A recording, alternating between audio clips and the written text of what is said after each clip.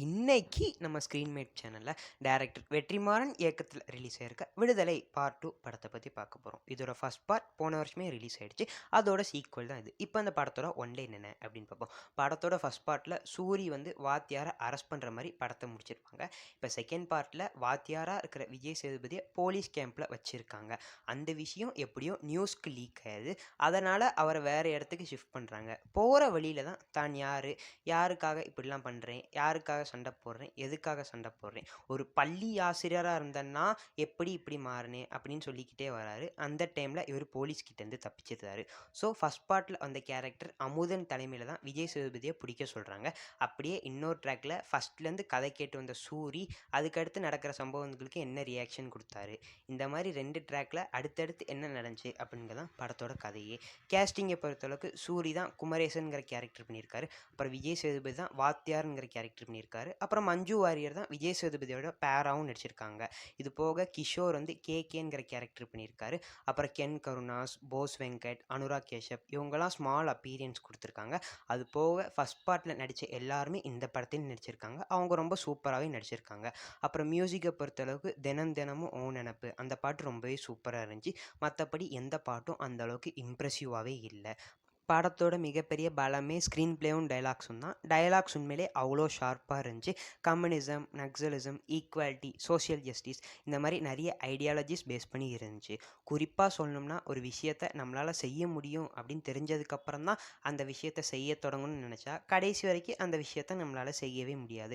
இந்த டைலாக் ஆகட்டும், அப்புறம் இது இல்லை என் பேர், இதுதான் என் பேர், என்னை எப்படி கூப்பிடணும் நான் தான் முடிவு பண்ணணும், இந்த டைலாக் ஆகட்டும், அப்புறம் ட்ரெய்லரில் வர டைலாக் ஆகட்டும்.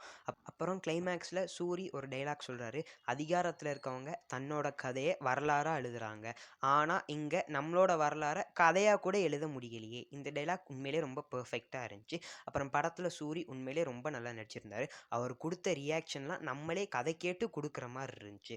குறிப்பாக சொல்லணும்னா, யாரையா சுட சொல்கிறீங்க, எதுக்கையா சுட சொல்கிறீங்க, இந்த டைலாக்கை இவர் சொல்கிறது ரொம்பவே ஹார்ட் ஹிட்டிங்காக இருந்துச்சு. படம் பார்த்த எல்லாருக்குமே இது தோணியிருக்கும், அனுராக் கிஷப் ஏன் நடித்தார் அப்படின்ட்டு. அது வந்து ரொம்பவே முக்கியமான கேரக்டர். அந்த 2 நிமிஷத்தில் விஜய் சேதுபதியை கம்யூனிசம் கொள்கையிலேருந்து நக்சல் பாதைக்கு வழி காமிச்சதே இதுதான். அது போக படத்தில் நடித்த எல்லா போலீஸ் கேரக்டரும் ரொம்பவே நல்லா நடிச்சிருந்தாங்க. அவங்களோட வெரைட்டி ஆஃப் எமோஷன்ஸையும் ரொம்ப நல்லாவே எக்ஸ்ப்ரெஸ் பண்ணியிருந்தாங்க. படத்தில் ஒவ்வொரு மைன்யூட் டீட்டெயிலுக்கும் அவ்வளோ ரிசர்ச் பண்ணியிருக்காங்க. அதை ரொம்பவே சூப்பராகவும் காமிச்சிருக்காங்க. குறிப்பாக சொல்லணும்னா, ஒரு ஆஃபீஸர்ஸ் தன்னோட குழந்தைங்களுக்கு ஹிந்தி படிக்க வைக்கிற மாதிரி அதுக்கு சப்போர்ட் பண்ணுறதாகட்டும், அப்புறம் பொலிட்டீஷியனுக்கே கொடுக்காத மரியாதையை சீஃப் செக்ரட்டரி கொடுக்கறதாகட்டும், இந்த மாதிரி நிறைய இடங்களில் ரொம்பவே இம்ப்ரெசிவாக இருந்துச்சு. ஸோ ஒரு ரெவல்யூஷனரி டாக்குமெண்ட்ரியை கமர்ஷியலாக எடுத்தால் எப்படி இருக்கும் அப்படிங்கிறத இந்த படம் பார்க்கும்போது தோணுச்சு. ஸோ ஜாதி, மதம், உணவு, கொள்கை இந்த மாதிரி பல அரசியல்களை இந்த படம் பேசியிருந்தாலும் அதெல்லாம் ப்ரீச் பண்ணுற மாதிரி இல்லாமல் ஒரு ஃப்ளோவாக வந்துருச்சு. ஸோ வெற்றிமாறன் படங்கள்னாலே பார்ஷியாலிட்டி ஸ்டாண்ட்லேயும் இருக்காது, நியூட்ரல் ஸ்டாண்ட்லேயும் இருக்காது. இது 2த்துக்கும் நடுவில் தான் ஒரு ஸ்டாண்டில் இருக்கும். போலீஸ் ஆஃபீஸர்ஸ், ரவுடி, கவர்மெண்ட் இவங்களுக்குலாம் நல்லவங்களும் இருக்காங்க, கெட்டவங்களும் இருக்காங்க அப்படிங்கிறத சூப்பராகவே ஷோகேஸ் பண்ணியிருப்பாரு. இவங்கனாலே இப்படி தான் அப்படின்னு அப்ரஸர் சைடில் இருக்கவங்கள கூட டைப் கேஸ்ட் பண்ணியிருக்க மாட்டார். படத்தோட மிகப்பெரிய மைனஸாக எனக்கு தோணுது டப்பிங் தான். சில இடங்கள் இல்லை, நிறைய இடங்களே மிஸ் மேட்ச் ஆச்சு. ஆனால் எனக்கு இந்த படம் ரொம்பவே பிடிச்சிருந்துச்சு. So Viduthalai is not everyone's cup of tea, but I personally want everyone to take a sip at least once. நான் ஏன் இவ்வளோ ஃபோர்ஸ் பண்ணுறேன்னா, இதை பார்க்கும்போது நிறைய தெரியாத விஷயங்கள் கூட தெரிஞ்சுக்கலாம். ஐயையோ இதை பார்த்தா பேட் இம்ப்ரெஷன் ஆயிரும், சில பேர் ரேடிக்கலைஸ் ஆயிடுவாங்க அப்படின்னு சில பேர் சொல்கிறாங்க. என்னையை பொறுத்த வரைக்கும் you have to know every thing, learn something, B rational.